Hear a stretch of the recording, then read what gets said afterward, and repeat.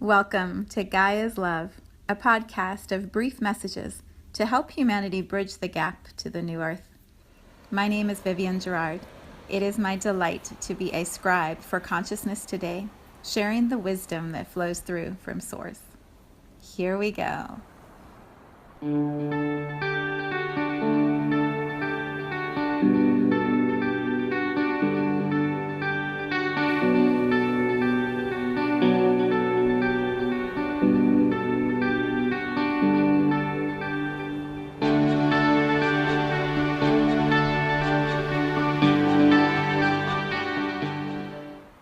Episode 196.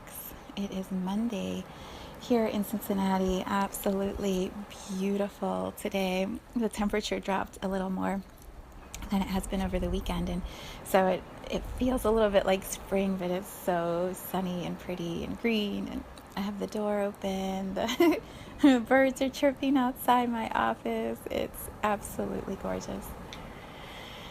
So here we are, a new week in the United States. We're headed towards our Memorial Day weekend, which is always a time of celebration and fiestas and parties, and it's the indicator here in the Midwest of moving into summer weather, even though I don't know what weather patterns are true and real and lasting anymore. We could have snow. Who knows what's going to happen?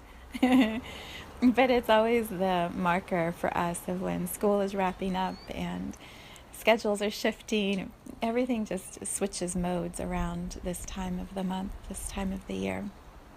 And so when I was tuning into what I wanted to talk about today, the word celebration came up, and partly that is from the amount of celebrations that are happening around me.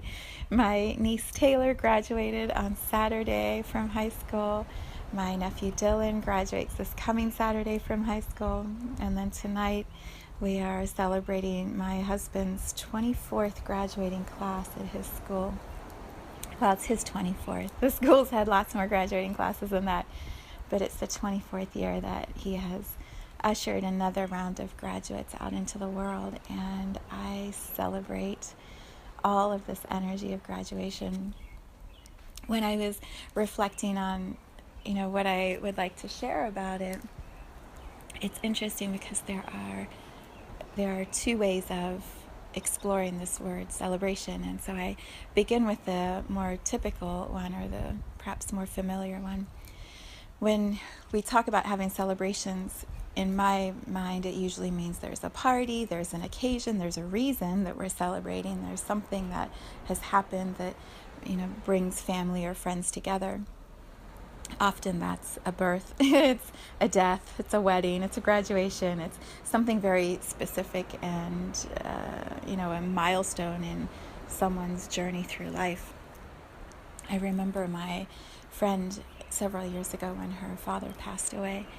She was trying to describe the feeling of the funeral, the human feeling of the funeral experience to me, and she said, I don't know how to explain it except that I have to have everyone that I love around me, even if they're not doing anything or talking to me or right next to my side. I just need them in my peripheral region or in my area.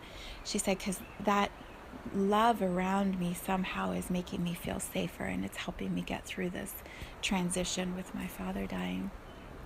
And I've never forgotten that. It's the presence of those that you love right by your side, even if they're not right by your side. The physical presence of those that you need around you, walking you through into that next threshold or that next phase of what life will be like. When we are birthing babies, the physical presence of the partners or the team that is helping birth that child into the world, you never ever forget who is there in the moment of the birthing. It's marked into your cells of your memory. And then likewise, those who visit and celebrate and honor that transition into parenthood, that welcome your little one into the world, you never forget the ones that are present by your side. The same for weddings. We always remember which weddings we are at. And I guess another one to add to that would be reunions, family reunions. But yeah, those aren't as significant as the other celebrations I mentioned. And so it's an interesting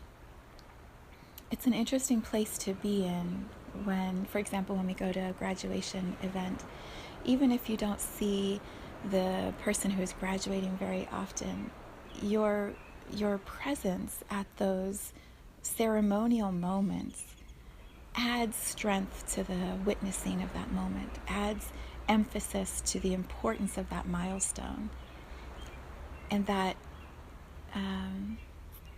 community of love and support around the one who is going through the transition or the milestone. It changes you. It anchors you more firmly into your human journey, and it's just such an important collaboration, co-creation. And so I've always tried to honor or respect, being at the funerals, being at the graduations, or those moments of transition, and bringing my full presence to that experience. And so that's one definition of celebration that has been coming forward for me over this weekend. What I love is when I turn to philosophical wisdom. Sometimes that's the Gene Keys, as I've read to you many moments before. Sometimes that's my Zen Osho cards. Sometimes it's books that have other definitions.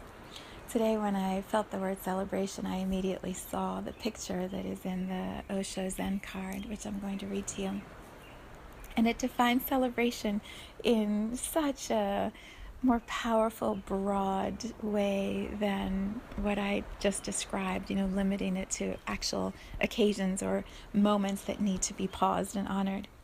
And so I'm going to read it to you. It feels like the perfect energy to step into this week of celebration here in the United States as we move from one season, from one school year into the summer, and then moving into the next. So this is from the Osho Zen deck. It's the card titled Celebration. The picture on the card is of these three, they look like young women, and they have these long, simple dresses on, and it's pouring down rain. The tree in the right side has got leaves that are coming off, so it could be any season of the year because the tree's green, but the leaves are like fall. And there's all this water on the ground, and these three women have their hands in the air, and their hair is waving, and they're just dancing and playing and splashing in the puddles. So here is what Osho says about celebration. Life is a moment to celebrate, to enjoy. Make it fun, a celebration, and then you will enter the temple. The temple is not for the long-faced. It has never been for them. Look at life. Do you see sadness anywhere? Have you ever seen a tree depressed? Have you seen a bird anxiety-ridden? Have you seen an animal neurotic? No, life is not like that. Not at all. Only man has gone wrong somewhere. And he has gone wrong somewhere because he thinks himself to be very wise, very clever. Your cleverness is your disease. Don't be too wise. Always remember to stop. Don't go to the extreme. A little foolishness and a little wisdom is good, and the right combination makes you a Buddha. The commentary says, these three women dancing in the wind and the rain remind us that celebration never need depend on outside circumstances. We need not wait for a special holiday or a formal occasion, nor a sunny and cloudless day. True celebration arises from a joy that is first experienced deep within and spills over into an overflow of song and dance and laughter, and yes, even tears of gratitude. When you choose this card, it indicates that you are becoming more and more available and open to the many opportunities that are to celebrate in life, and to spread this by contagion to others. Don't bother about scheduling a party on your calendar. Let your hair down, take your shoes off, and start splashing in the puddles right now. The party is happening all around you, every moment. Thank you, Osho, for such beautiful wisdom. what I have loved so much over the last week here in our house, we're having our air conditioning replaced, and so we've had the windows open, and I've just heard the birds singing all day, every single day. They don't really take a break. They just sing all the time. And it's just been this sweet, I guess, celebration, this sweet reminder to me that life is just this easy, beautiful journey. And when we just wake up in the morning and start singing and enjoy flying around and marvel at the trees and the wind, and if it rains, just sit and watch the rain. If it's sunny, enjoy the sun. Like when we can just flow with how abundant and beautiful this planet is, this experience of life is, it makes those things that would normally stress us out just not seem such a big deal. So, yeah, celebrate.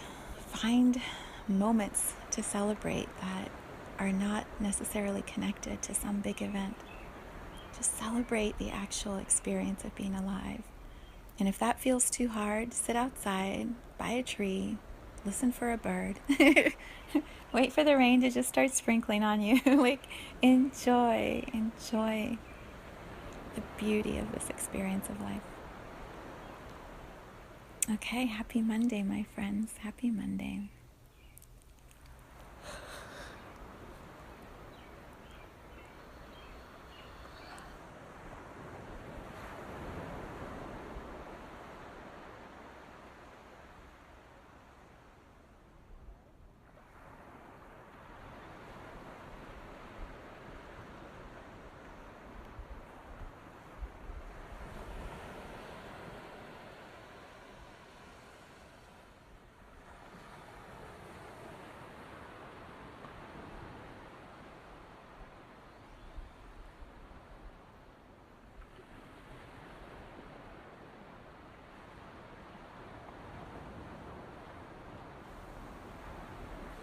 Thank you for tuning into this vibration of pure love.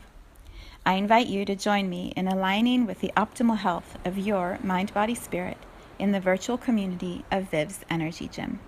You can learn more at mysouljourney.com.